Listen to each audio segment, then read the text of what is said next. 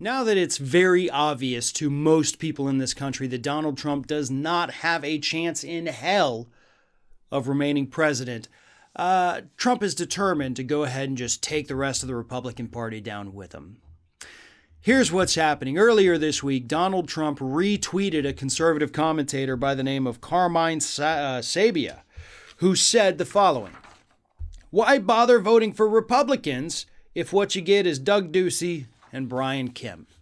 Referring to the Republicans down there in Georgia who are refusing to break the law in order to give Donald Trump the state of Georgia. So because they won't break the law, nobody should vote for Republicans anymore? You know what? I'm sold. Never voting for another Republican again. Don't worry about that. For the record, folks, I've literally never voted for a Republican. And I'm in a very Republican area where we typically have several Republicans for some offices running unopposed.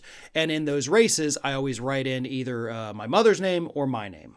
Actually, I also this year wrote in Mike Papantonio's name for several of them. So even if their only choice is a Republican, I will literally find a way to not vote for a Republican.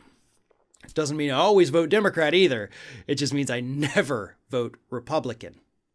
But either way, that's a little bit about me that nobody needed to know, but now you do. And anyway, what we have here is Donald Trump saying to hell with every one of you.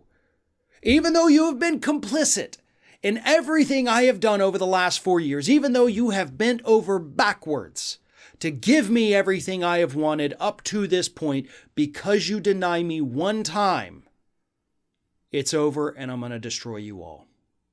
You know, I told a fable not long ago about the Lincoln Project being the scorpion on the frog's back.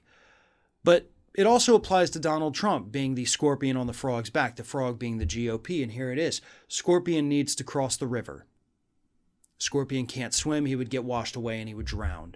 None of the other animals are willing to give the scorpion, Donald Trump, a ride because they say, no, you'll sting us. And then the frog, the Republican Party, says, hey, I'll take you across the river. I can swim. Sure, I'm not afraid. Let's do this. So Scorpion hops on the frog's back. Trump is riding on the back of the GOP. They get halfway across the river, and the Scorpion stings the frog. And as the frog starts sinking into the river, he says, why would you do that? Now we're both going to drown. Why did you do this? And the Scorpion goes, I can't help it. It's just what I do. That's Trump. And that's what he's doing to the Republican Party. If he can't have it, nobody can. If he can't be at the top, then the thing itself can't even exist.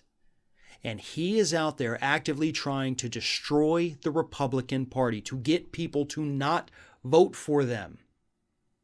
And again, I support that 100%. Absolutely. I'm not going to argue that point at all, because this is what the Republican Party deserves. Now, here's the sad reality. It doesn't mean that the Republican Party is just going to go away and we're going to be left with nothing but liberals and leftists in this country. Absolutely not. What's going to emerge from the Republican Party is probably going to be something much worse. The reasonable people within the Republican Party who, just like tax cuts and corporate pollution, that's not reasonable, by the way, I'm being facetious. They're probably going to go and become Democrats. The hardcore people who say not only do we love tax cuts and corporate pollution, but we're also racist, that's going to be the new Republican Party. That's going to be the Trump Party. And that's terrifying. So you get a Democratic Party that's going to be moved further to the right. Then you have a far-right party, and you've got no amalgam on the far left. Even though that is where most of the beliefs of individual Americans sit.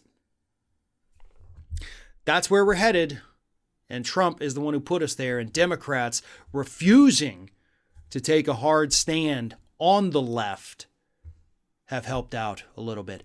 Mostly it's Republicans, though, so don't get me wrong about that. And Trump is hell-bent on making sure that the current incarnation of the Republican Party does not survive once he leaves office.